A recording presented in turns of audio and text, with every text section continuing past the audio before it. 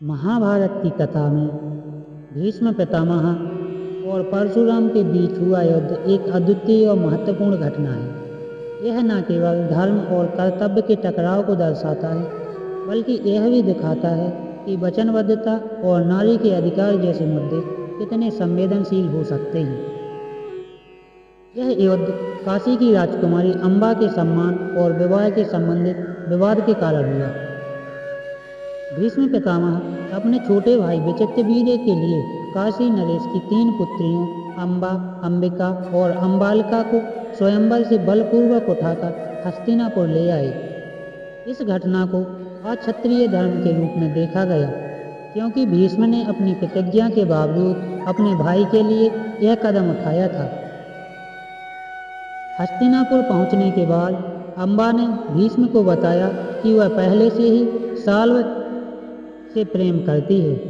भीष्म ने उसकी इच्छा का सम्मान करते हुए उसे साल्व के पास जाने को कहा। साल्व ने अम्बा को स्वीकारने से इनकार कर दिया।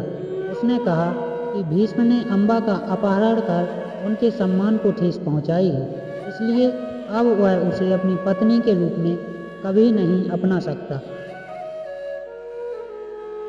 साल्व और भीष्म दोनों द्वारा अस्वीकार किए जाने के बाद अम्बा ने प्रतिज्ञा की कि वह भीष्म के कारण हुए अपने अपमान का बदला लेगी। वह परशुराम के पास गई, जो उनके गुरु और संरक्षक थे, और उनसे न्याय की गुहार लगाने लगे। परशुराम, जो भगवान विष्णु के छठे अवतार माने जाते हैं, अम्बा के अनुरोध को ठुकरा नहीं सके।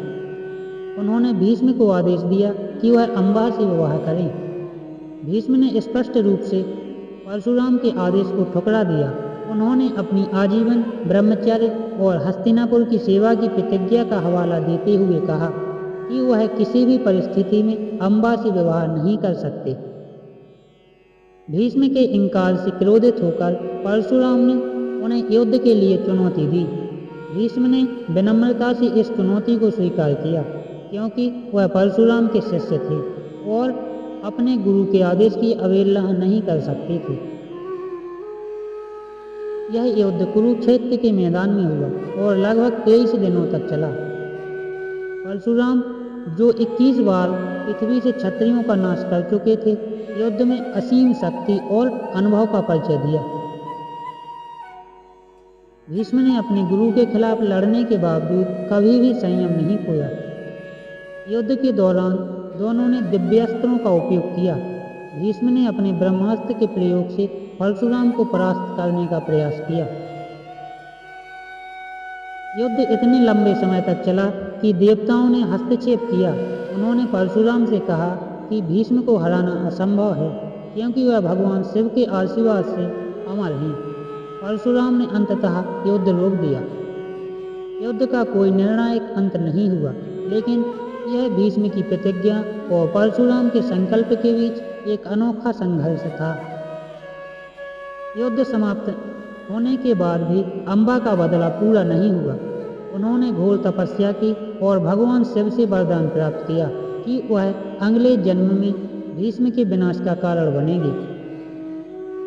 अम्बा ने अगले जन्म में शिखंडी के रूप में जन्म लिया और महाभारत के युद्ध में भीष्म की मृत्यु का कारण बनी। युद्ध के बाद परशुराम ने भी भीष्म की कर्तव्यनिष्ठा और प्रतिज्ञा की सराहना की।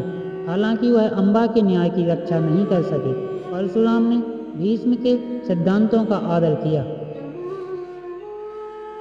भीष्म ने अपनी प्रतिज्ञा का पालन हर स्थिति में किया, चाहे इसके लिए उन्हें अपने गुरु और शक्तिशाली परशुराम का सामना ही क्यों न करना पड़ा हो। अम्बा की कहानी यह दिखाती है कि अन्याय का विरोध और अपने अधिकार के लिए लड़ाई करना कितना महत्वपूर्ण है। भीष्म और परशुराम का युद्ध यह दर्शाता है कि धर्म का पालन करते हुए भी जटिलताओं और संघर्षों का सामना करना पड़ सकता है। भीष्म और परशुराम के बीच हुआ युद्ध महाभारत की सबसे प्रेरणादायक और गहन घटनाओं में से एक है। यह न केवल कर्तव्य और प्रतिज्ञा के महत्व को समझाने वाला प्रसंग है, बल्कि यह भी दिखाता है कि हर व्यक्ति को अपने सिद्धांतों के लिए अडिग रहना चाहिए, भले ही परिस्थितियां कितनी भी कठिन क्यों न हों। अम्बा भीष्म और परशुराम के इस प्रसंग से हमें आत्मसम्मान, निष्ठा और सत्य के मार्ग पर अड़ग रहने की प्रेरणा मिलती है।